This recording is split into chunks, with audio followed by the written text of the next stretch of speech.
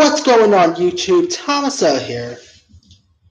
Since November is pretty much almost here, I decided to do a top 10 list of my 10 anticipated movies of November. Because this November looks pretty packed with loads of interesting films set for release. So with that being said, here is my top 10 list.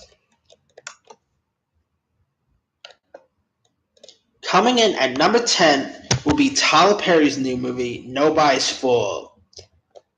Now, I'm actually one of the few people who don't mind Tyler Perry films, and I got Nobody's Fool looks hilarious. It's actually Tyler Perry's first R-rated comedy. It's not his first R-rated movie because his first one was that film he did with Janet Jackson a few years back, For Color Girls. Then after that, he recently did Acrimony, which was also rated R. And now this is actually his third R-rated feature film. That if you don't count Precious, but he didn't direct Precious, so can't really count that. Now, Nobody's Fools. It stars Tiffany Haddish, who I'm a big fan of. Thanks to Girls Trip, I'm becoming a really big Tiffany Haddish fan. And she pretty much plays a woman who just got released from prison. And she finds out that her sister is being catfished by someone. So they're going to try to look out, find the person who's catfishing her. Now the sister's played by Tika Sumpter, who is awesome. Whoopi Goldberg is in this. You even have Neve and Max from Catfish. I love to see it's mainly in the TV spots where Tiffany Haddish is sort of hitting on Max from Catfish. That scene really cracks me up every time I watch it. Yeah, I'm really looking forward to check out Nobody's Fool. Alright, coming in at number 9 will be another film from Paramount, by the way. It's called Instant Family. Let me pull something. Now, Instant Family is directed by Sean Anders, who also directed stuff like That's My Boy, Daddy's Home 1 and 2. And speaking of Daddy's Home, this stars Mark Wahlberg, along with Rose Byrne.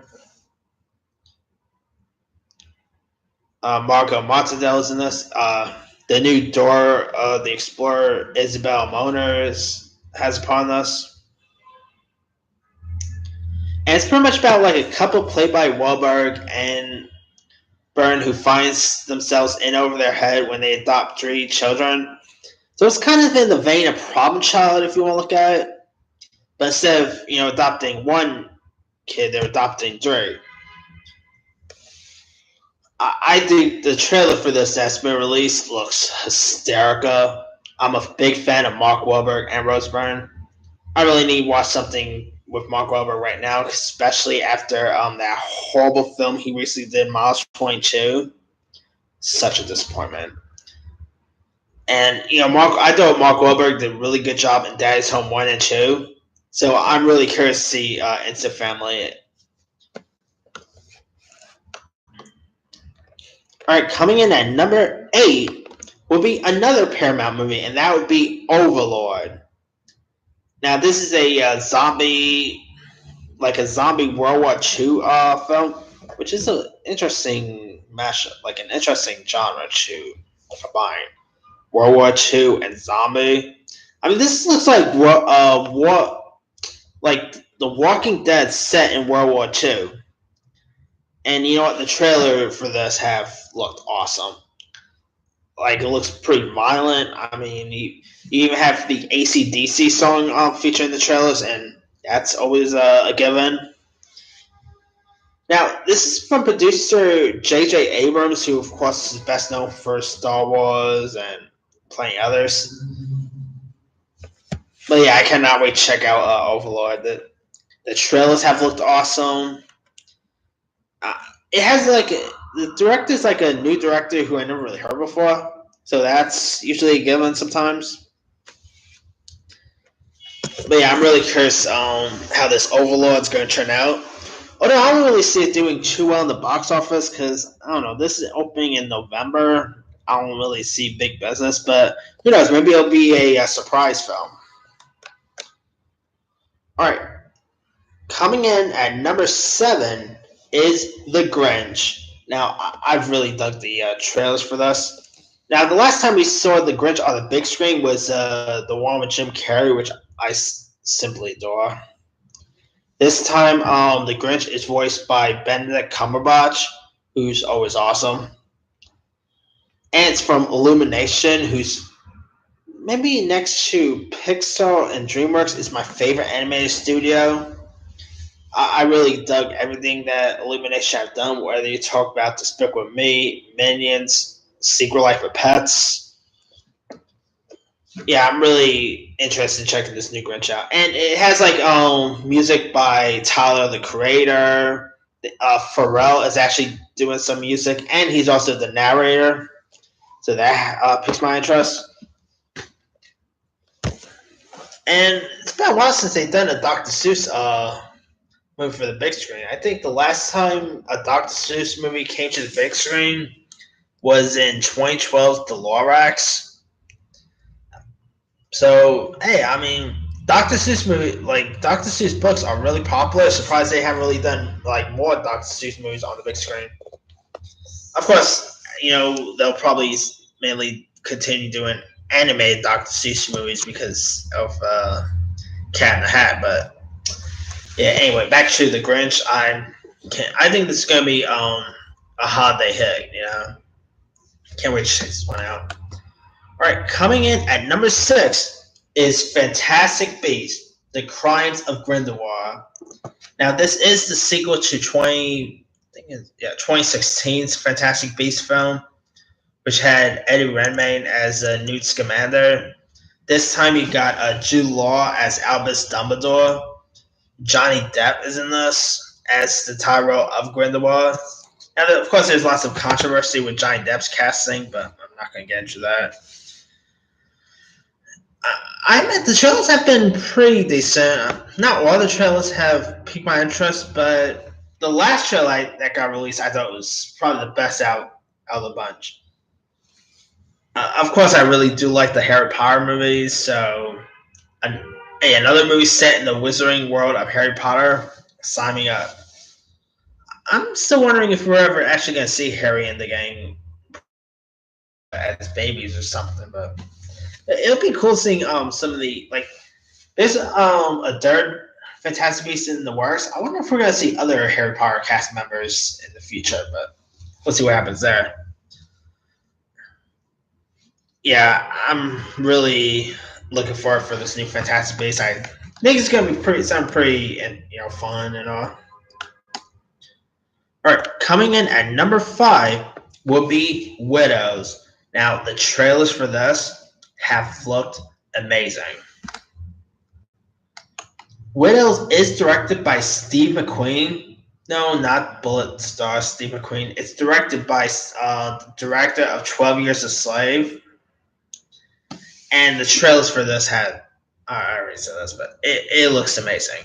I mean, it's about like these women whose husbands got killed, and their husbands left them assignments for their next job, so they kind of go and fill the shoes of their husbands and all. I mean, it looks like a dark version of Ocean's 8, which got released just recent, which is another female heist movie. And the cast of Widows looks terrific. We're talking Viola Davis, Liam Neeson, Colin Farrell, Robert Duvall, Michelle Rodriguez, Cynthia Erivo, Elizabeth Debicki. I was mispronouncing her last name, but she was in Man from U.N.C.L.E. and playing others. She looks like she's going to be awesome in this. I cannot wait for Widows. I think this is going to be probably an Oscar contender, release. And is Viola Davis' first feature film since her Oscar-winning turn in Fences. So I can't wait to see what she could bring to the tables with this one. Of course, Viola Davis always brings it to the table because she's awesome. All right, coming in at number 4, my brother's going to love me for this. Coming in at number 4 is Creed 2. Now, my brother will probably have Creed at number 1, but Now I cannot wait for Creed 2. I mean, you got Dolph Lundgren returning as Ivan Drago. You got this boxer whose name I cannot really pronounce playing Drago's son. Sylvester Stallone is back as Rocky. Michael B. Jordan is back as Creed. Felicia Rashad is in this. Tessa Thompson. Now it's not directed by Ryan Coogler. It's actually I think he's producing Creed 2. But Creed 2 have looked amazing. The trailers sold me. And of course, the song that was featured in the first trailer, which I think was performed by Kendrick Lamar, that song in that trailer was awesome. But yeah, I cannot wait to check out Creed 2. Hey, gotta love anything rocket related, except Rocket 5, but that's a different story.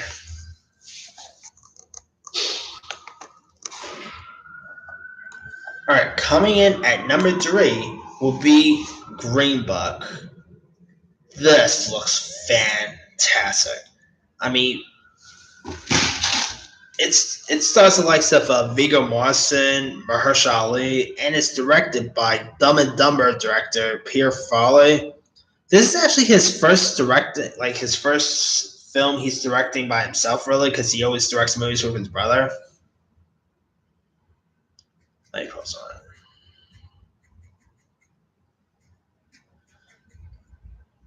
Now, I gotta say, I've really dug the trailers for this. Looks like it's gonna be awesome, and it won like a award at I think it was TIFF, and that indicates that this movie might actually become a major Oscar contender. I mean, here's what's about. Viggo Mortensen plays an Italian American bouncer who becomes the driver of a African American classical pianist on tour through the 1960s America South.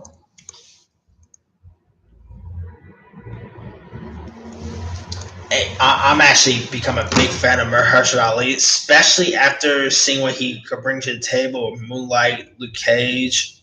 Mahershala Ali is awesome. Thank God I'm actually able to pronounce his name. Yeah, well. This actually reminds me of Driving Miss Daisy, if you want to look at it. And of course, he's playing his limo driver because, well, they didn't have Ubers back in the days.